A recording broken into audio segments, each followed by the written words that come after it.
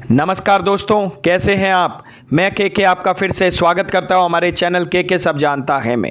दोस्तों, भारत में मौजूद कई खजाने ऐसे हैं जिसके बारे में आज तक सही से कुछ पता नहीं चल पाया है। कई खजाने गुफाओं में तो कुछ महलों और कुछ सुरंगों में आज भी दबे हुए हैं।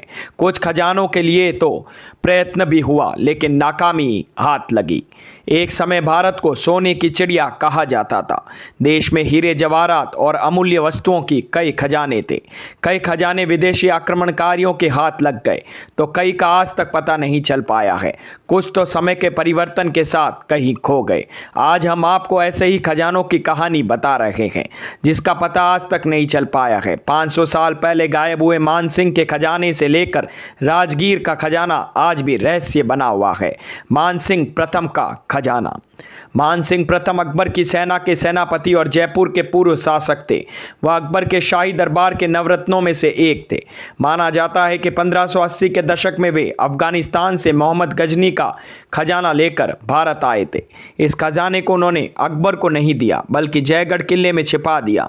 कुछ लोगों का मानना है कि खजाने को किले के प्रांगण के भूमिगत टांकियों पर रखा गया था। इस खजाने की खोज में आपातकाल के दौरान तत्कालीन प्रधानमंत्री इंदिरा गांधी ने किले में खोदाई भी की थी।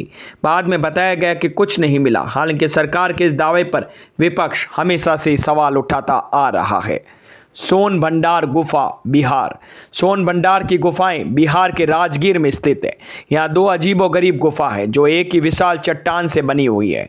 पश्चिमी गुफा में मौजूद शिलालेखों से यह अनुमान लगाया गया है कि यह कम से कम 3री-4वीं शताब्दी ईस्वा पूर्व में बनाई गई है। माना जाता है कि पश्चिमी गुफा सुरक्षा गार्ड के लिए थी। यह गुफा राजा बिंबिसार के खजाने की ओर जाती है।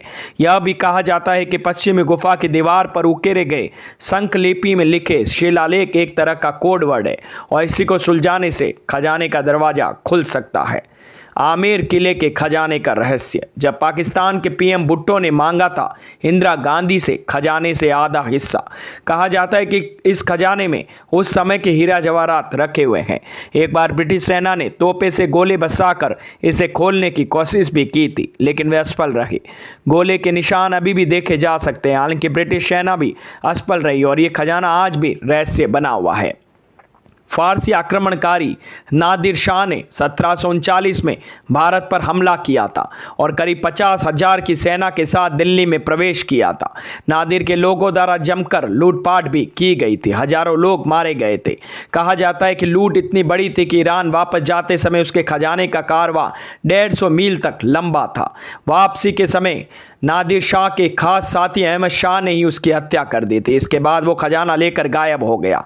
कुछ दिनों बाद उसने भी बीमारी के कारण दम तोड़ दिया। यह माना जाता है कि अहमद शाह ने किसी भूल भुलैया में उस खजाने को छुपा दिया था। इस खजाने के बारे में भी आज तक किसी को पता नहीं चल पाया है। हालांकि इस लूट में शामिल कुछ चीज़ें जैसे पवित्र मयूर सिंहासन अब ईरान में है और काल्पनिक कोहिनूर हीरा शामिल था जो आज ब्रिटिश क्राउन ज्वेलर्स में लगा हुआ है। चार मीनार सुरंग, हैदराबाद। माना जाता है कि चार मीनार और गोलकुंडा किले को जोड़ने वाली सुरंग में खजाने छुपे हैं। ये सुरंग सुल्तान मोहम्मद कुली कुतुब शाह द्वारा बनाई गई थी। सुरंग इसलिए तैयार करवाई गई थी कि ताकि मुश्किल समय में इसमें राज परिवार बाहर निकल सके। साथ ही ये भी माना जाता है कि सुरंग में शाही परिवार ने अपना खजाना भी छुपाया था। इसमें बने तहखानों में अरबों के हीरे जवाहरात रखवाए गए थे। इस खजाने तक भी आज तक कोई नहीं पहुंच पाया है। कृष्णा नदी का खजाना, आंध्र प्रदेश।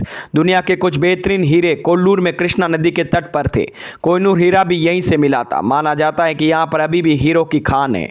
गोलकुंडा प्राकृतिक रूप से बना एक ऐसा खजाना है जहाँ हीरों की भरमार है। ये भी कहा जाता है कि यहाँ इतने हीरे हैं कि कृष्णा नदी के रेत से भी छोटे छोटे हीरे निकाले जा सकते हैं।